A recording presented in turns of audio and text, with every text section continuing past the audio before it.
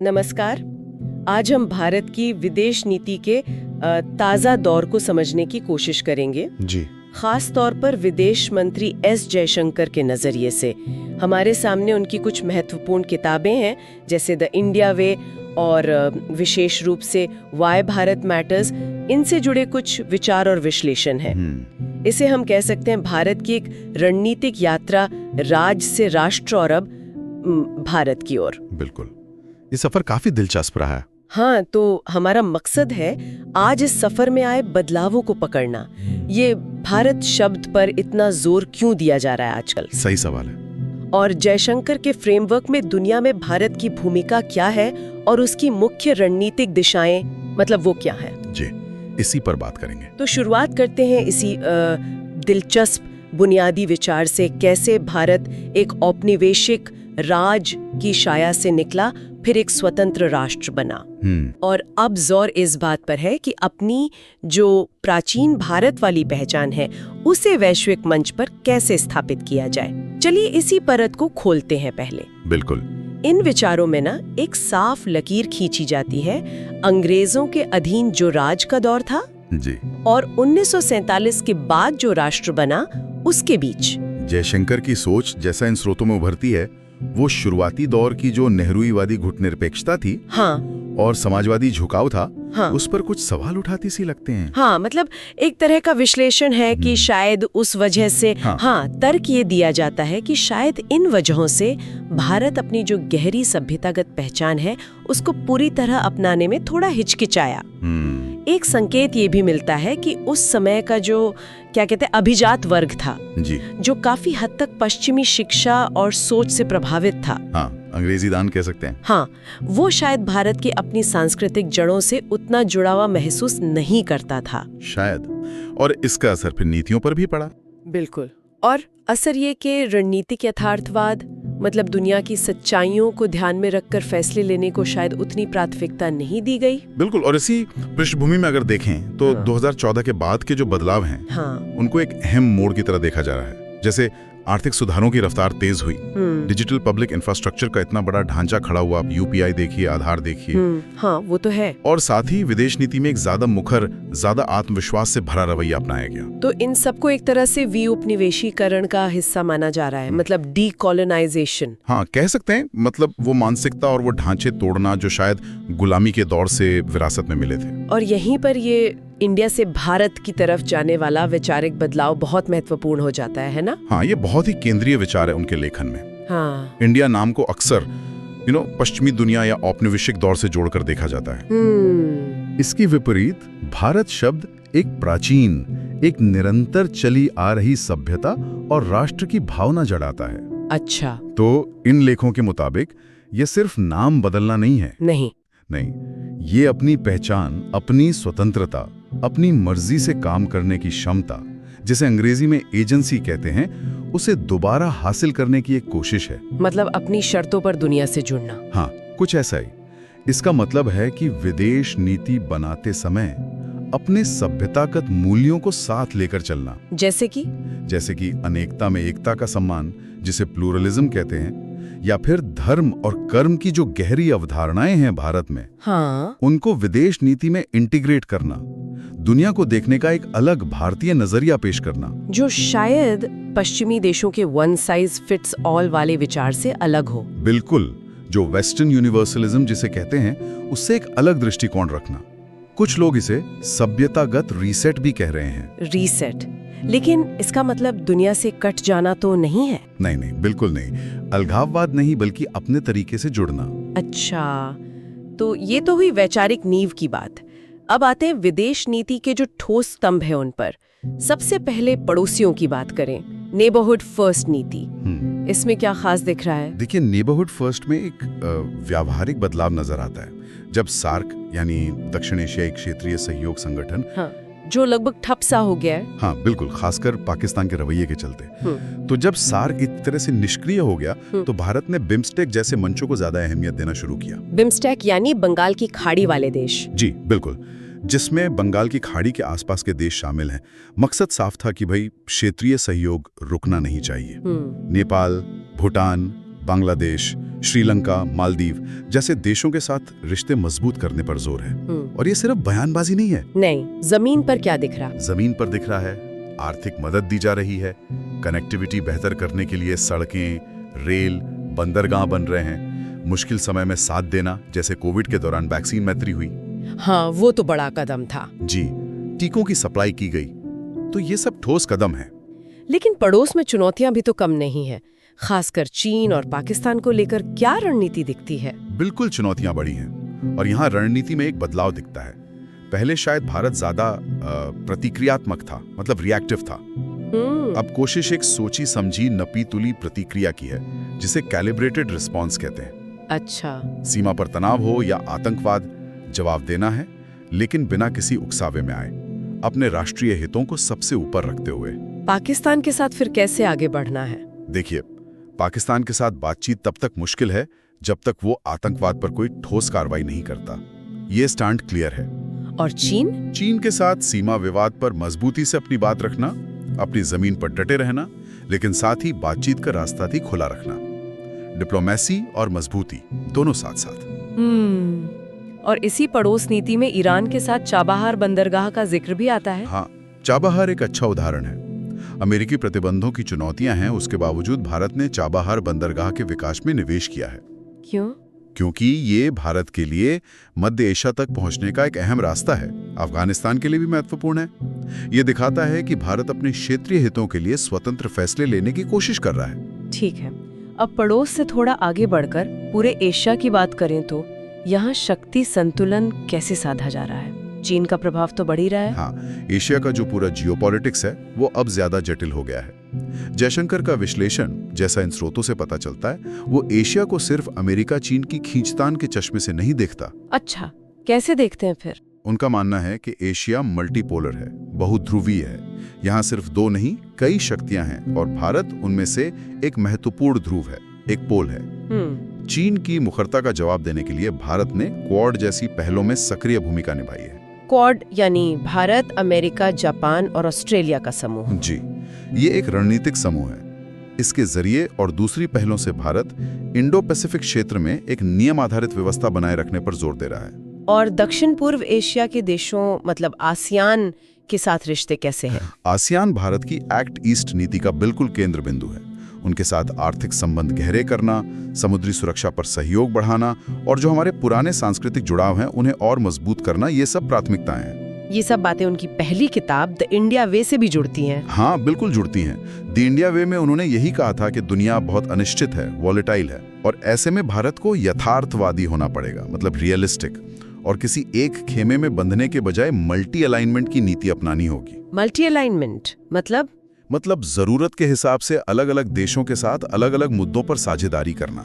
कोई परमानेंट सैन्य गठबंधन नहीं, बल्कि इशू बेस्ड पार्टनरशिप। अच्छा, फ्लेक्सिबल अप्रोच। जी, लक्ष्य यही है कि एशिया में भारत की केंद्रीय भूमिका बनी रहे, उसकी बात सुनी जाए। एशिया से आगे बढ़कर अब ग्लोबल साउथ की बात भी काफी होती है। मतलब दुनिया के विकासशील और अल्प विकसित देश, उनके नेतृत्व की बात में भारत कहाँ खड़ा है? देखिए, यहाँ भारत अपनी कहानी, अपना अनुभव सामने रख रहा है, खासकर जो डिजिटल इंडिया की सफलता है। हाँ, जैसे वो जनधन खाते, आधार और मोबाइल की तिकड़ी, जिसे जैम ट्रिनिटी कहते हैं, UPI payment system, CoWIN platform, ये सब दुनिया के सामने एक मॉडल की तरह पेश किए जा रहे हैं कि देखो कैसे तकनीक का इस्तेमाल करके बड़े पैमाने पर लोगों को व्यवस्था से जोड़ा जा सकता है। और ये पश्चिमी मॉडल से अलग है। हाँ, मतलब बिना पश्चिमी देशों की महंगी तकनीक पर निर्भर हुए, या चीन के उस मॉडल को अपनाए जिसमें निगरानी बहुत ज्यादा है। और G20 की अध्यक्षता के दौरान भी ग्लोबल साउथ पर काफी फोकस था। बिल्कुल, भारत ने G20 की अध्यक्षता के दौरान ग्लोबल साउथ की आवाज को बहुत मजबूती से उठाया, चाहे वो कर्ज माफी का मुद्दा हो, या क्लाइमेट चेंज के लिए फाइनेंस का सवाल हो, या फिर जो अंतर्राष्ट्रीय संस्थाएं हैं उनमें सुधार की बात हो। भारत ने कहा कि भाई इन देशों की बात भी सुनी जानी चाहिए। और पश्चिमी देशों के रवैये पर भी कुछ आलोचनात्मक रुख देखने को मिलता है इन लेखों में। हाँ, खासकर पश्चिमी देशों का जो चयनात्मक बहुपक्षवाद है, मतलब सिलेक्टिव मल्टीलैटरलिज्म, उस पर सवाल उठाया गया। वो क्या होता है? मतलब कि जब उनके हित सदते हैं तब तो वो नियमों और संस्थाओं की दुहाई देते हैं, लेकिन जब दूसरों की जरूरत होती है, खासकर विकासशील देशों की, तो कई बार पीछे हट जाते हैं। अच्छा। कोविड महामारी के दौरान ये साफ दिखा। टीकों और जरूरी सामानों के बंटवारे में कितनी असमानता थी। हाँ, वो तो था। तो इसके जवाब में भारत क्या कर रहा है? अंतर्राष्ट्रीय सौर गठबंधन ISA जैसी पहलें कर रहा है। सोलर एनर्जी वाला। जी, ये विकासशील देशों को एकजुट करता है ताकि उनकी कलेक्टिव बार्गेनिंग पावर बढ़े, वो अपनी शर्तों पर आगे बढ़ सकें। ये तो दिलचस्प है। तो ये तो हुई पड़ोस एशिया और ग्लोबल साउथ की बात। लेकिन जो बड़ी वैश्विक शक्तियां हैं जैसे अमेरिका, यूरोप और रूस, उनके साथ रिश्तों में संतुलन कैसे बनाया जा रहा है? ये तो बड़ा मुश्किल काम लगता है। मुश्किल तो है।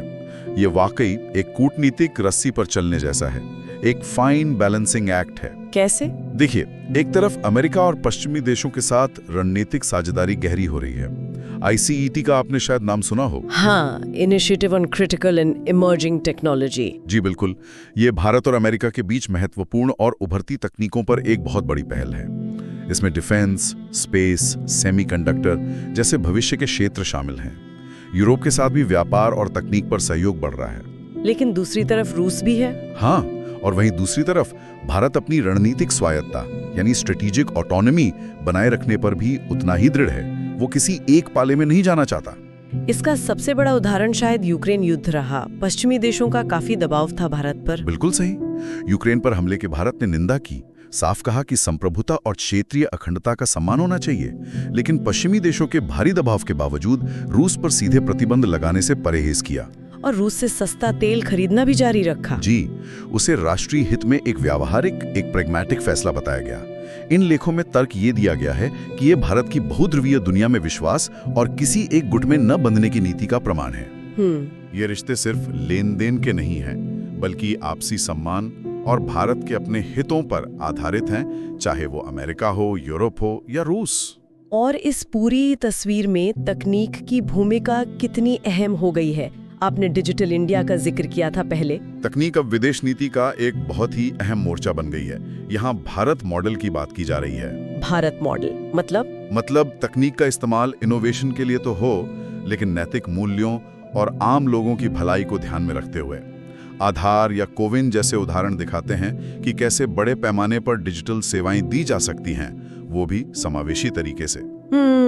और आत्मनिर्भरता पर भी जोर है। जी बिल्कुल, आत्मनिर्भर भारत पर जोर है, खासकर जो क्रिटिकल टेक्नोलॉजीज हैं उनके क्षेत्र में, जैसे PLI स्कीमें हैं उत्पादन बढ़ाने के लिए। हाँ, प्रोडक्शन लिंक्ड इंसेंटिव्स। जी, या फिर डेटा को देश की सीमा में रखने की बात है, जिसे डेटा सॉवरेनिटी कहते हैं। इसका मकसद क्या है?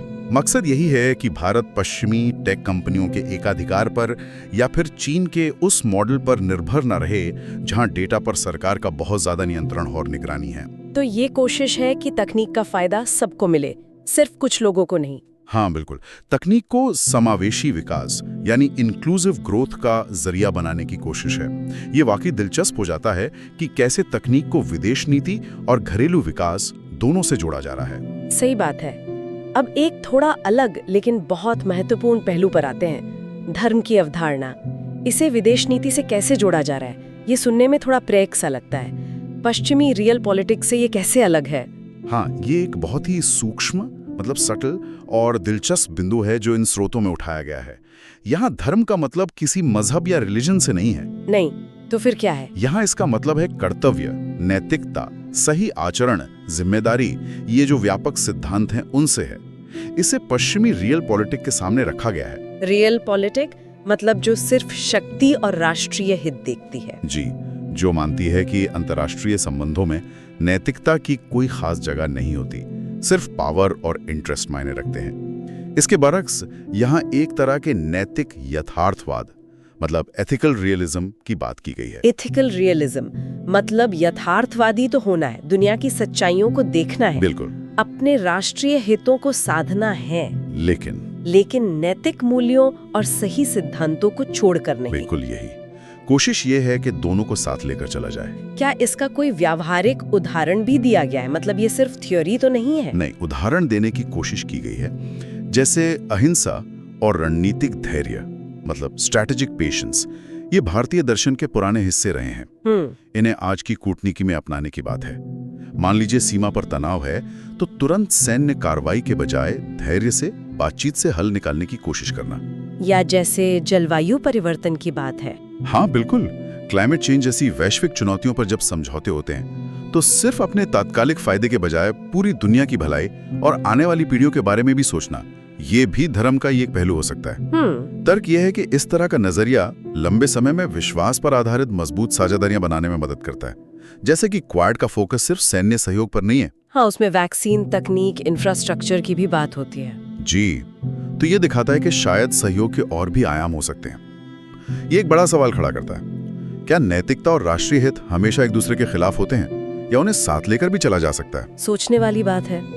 और ये सारी रणनीतिक बातें, ये नैतिक यथार्थवाद, ये कहीं ना कहीं देश की आर्थिक सेहत से भी तो जुड़ी होंगी।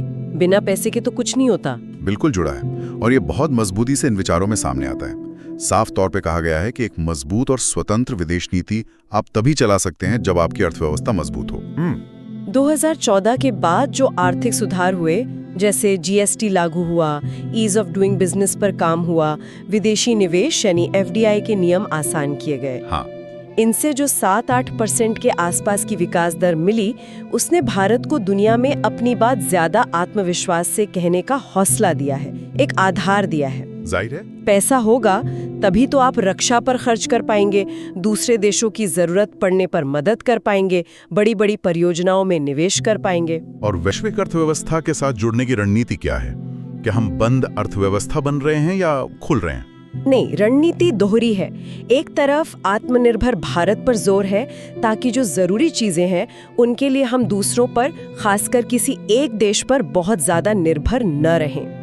लेकिन दूसरी तरफ दुनिया से कटकर नहीं रहना है, बल्कि वैश्विक सप्लाई चेन का एक विश्वसनीय हिस्सा बनना है। चाइना +1 की जो बात चलती है। हाँ, कि कंपनियां सिर्फ चीन पर निर्भर ना रहें, दूसरे विकल्प भी देखें। जी, तो भारत उसका फायदा उठाना चाहता है। यूएई और ऑस्ट्रेलिया जैसे देशों के साथ मुक्त व्यापार समझौते यानी FTAs किए गए हैं, और देशों के साथ भी बातचीत चल रही है। दूसरे देशों को भारत में निवेश के लिए आकर्षित करना, ये सब वैश्विक अर्थव्यवस्था से और गहराई से जुड़ने की कोशिश है। तो निचोड़ ये है कि आर्थिक ताकत ही विदेश नीति को असली धार देती है। बिल्कुल, economic strength is the basis. ठीक है, अंत में भविष्य की क्या तस्वीर खींची गई है इन विचारों में? एक लंबा नजरिया, मान लीजिए 2047 तक, जब भारत की आजादी के 100 साल पूरे होंगे। देखिए, एक महत्वाकांक्षी लक्ष्य रखा गया 2047 तक विकसित भारत बनना, और विदेश नीति को इस लक्ष्य को हासिल करने में मदद करनी है। कैसे? इसके लिए कुछ चीजों पर लगातार काम करने की जरूरत बताई गई है। पहला, अपनी रक्षा संस्थाओं का आधुनिकीकरण जारी रखना, क्योंकि सुरक्षा सबसे जरूरी है। दूसरा, दुनिया भर में जो करोड़ों प्रवासी भारतीय फैले हैं, हमारी डायस्पोरा, उनकी ताकत, उनके संपर्क, उनकी विशेषज्ञता का देश के विकास में और बेहतर इस्तेमाल करना। हाँ, वो एक बड़ी ताकत है। बिल्कुल। तीसरा, भारत की जो सांस्कृतिक सॉफ्ट पावर है, योग, आयुर्वेद, सिनेमा, संगीत, अध्यात्म, इसका दुनिया में प्रभाव और बढ़ाना, ये भी विदेश नीति का एक अहम हिस्सा है। लेकिन चुनौतियां भी तो होंगी इस लंबे सफर में। हाँ, बिल्कुल। स्थायी चुनौतियों के प्रति आगाह भी किया गया है। आतंकवाद का खतरा बना हुआ है, क्लाइमेट चेंज के असर बढ़ रहे हैं, जैसे लोगों का विस्थापन या मौसम की अति। इन सब से निपटने के लिए सिर्फ बाहरी कूटनीति काफी नहीं होगी, बल्कि देश के अंदर भी सुधार करके अपनी सहनशक्ति और लचीलापन, जिसे रेजिलियंस कहते हैं, वो बढ़ाना होगा। और इसके लिए क्या चाहिए? इसके लिए अलग अलग देशों के साथ विविध साझेदारियां काम आएंगी, और साथ ही घरेलू स्तर पर लगातार सुधार करते रहना होगा। तो अगर हम आज के इस पूरी चर्चा को समेटें, तो एस जयशंकर के नजरिए से जो बातें उभर कर आ रही हैं, वो है भारत की एक सभ्यतागत पहचान पर जोर देना। जी। विदेश नीति में नैतिक मूल्यों यानी धर्म का समावेश करने की कोशिश। किसी एक गुट में बंधने के बजाय मल्टी अलाइनमेंट की व्यावहारिक रणनीति अपनाना। सही। ग्लोबल साउथ के हितों की अगुवाई करने की कोशिश करना। बिल्कुल। और ये सब एक मजबूत होती अर्थव्यवस्था और 2047 के विकसित भारत के एक दीर्घकालिक विजन के आधार पर करना। यही है सार। हाँ, काफी हद तक यही सार है। और ये पूरी सोच, जैसा मैंने पहले कहा, इस केंद्रीय विचार के इर्द गिर्द घूमती है कि कैसे एक प्राचीन सभ्यता राष्ट्र आज की दुनिया में अपनी पहचान, अपनी स्वतंत्रता, अपनी एजेंसी को फिर से हासिल कर रहा है और उसे स्थापित कर रहा है। ये महज भारत की कहानी नहीं है, शायद ये दुनिया में चल रहे एक बड़े बदलाव का संकेत भी है। अब यहाँ सोचने वाली बात ये रह जाती है हाँ। कि जब अलग अलग देश और सभ्यताएं अपनी जड़ों और अपनी विश्व दृष्टि को आधुनिक अंतर्राष्ट्रीय व्यवस्था के साथ जोड़ने की कोशिश करते हैं, तो इससे वैश्विक रिश्तों का स्वरूप कैसे बदलता है? दिलचस्प सवाल है। और इस बदलते हुए मंच पर कौन सी कहानी, कौन सा नजरिया ज्यादा प्रभावी होगा? मतलब जो कथाओं की लड़ाई है, नैरेटिव्स की बैटल, वो कितनी अहम हो जाती है? इस पर आगे सोचा जा सकता है।